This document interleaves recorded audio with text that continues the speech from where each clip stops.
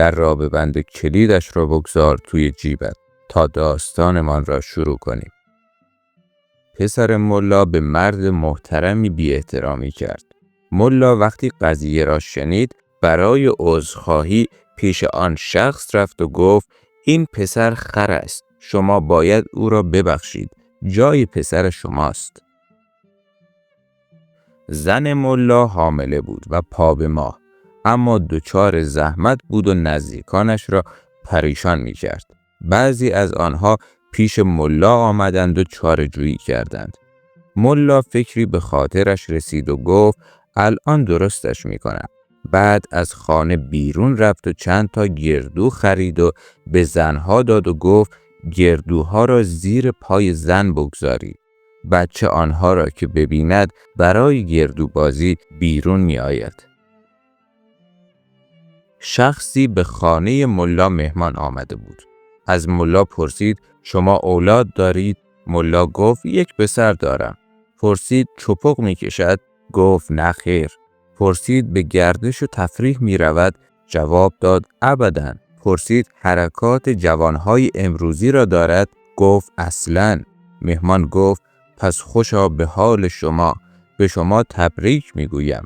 راستی آقازاده چند ساله است؟ ملا گفت شیر می خورد، 6 ماه است. در مجمعی بادمجانی را نشان پسر ملا دادند و پرسیدند این چیست؟ پسر ملا گفت بچه گاو است که هنوز چشم باز نکرده. ملا گفت خیال نکنید این موضوع را از من یاد گرفته. هوش خودش زیاد است. پسر ملا کتاب درسش را خواند و تمام کرد و بعد به پدرش مژده داد که کتاب را تمام کردم. ملا گفت آفرین پسرم، باید به تو جایزه‌ای بدهم. حالا از من چیزی بخواه. پسر ملا که انتظار نداشت لطف پدر را ببیند گفت به من مهلت بدهید، فردا میگویم. فردا که پیش ملا رفت کره خر خواست. ملا گفت بنا بود فقط یک چیز بخوای.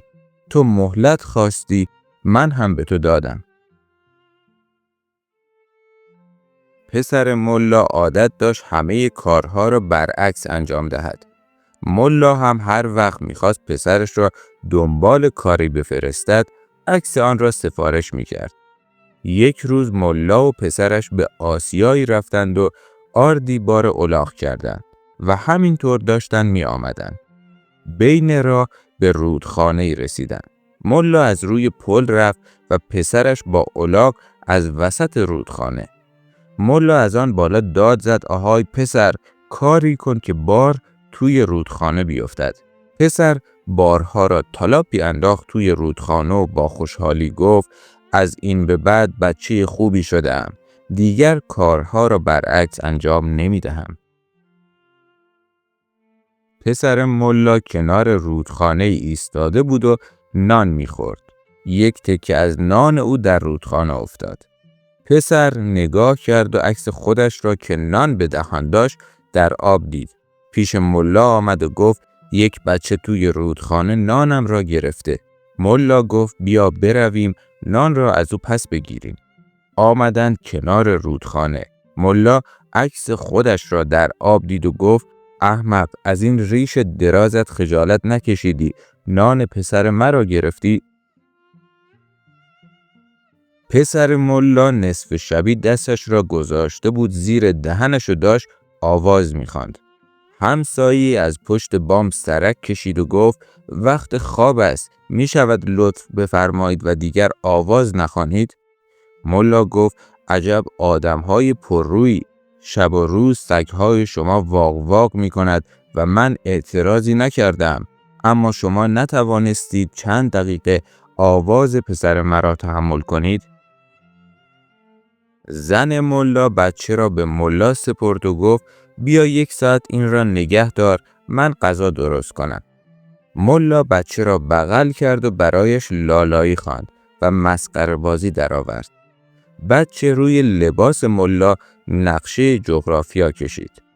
ملا اوقاتش تلخ شد، بچه را گذاشت زمین و مقابله به مصر کرد. زن که از دور این وضعیت را دید داد زد: مرد حسابی، این چه حرکتی بود که کردی؟ ملا گفت: ضعیفه، برو دعا کن که بچه خودم بود. اگر بچه غریبه بود کار بزرگتری می‌کردم. ملا و پسرش را به دارالحکومه دعوت کردند. آنها به آنجا رفتند، اما دربان راهشان نداد و گفت: با این لباس ها نمی شود پیش حاکم رفت. بروید لباسهایتان را عوض کنید و بیایید. ملا و پسرش رفتند و دیگر نیامدند. ساعتی بعد مأموری به خانه ملا رفت و پرسید: چرا نیامدید؟ همه منتظر شما و پسرتان هستند. ملا گفت: دربان به ما گفت که بیاییم لباسهایمان را عوض کنیم.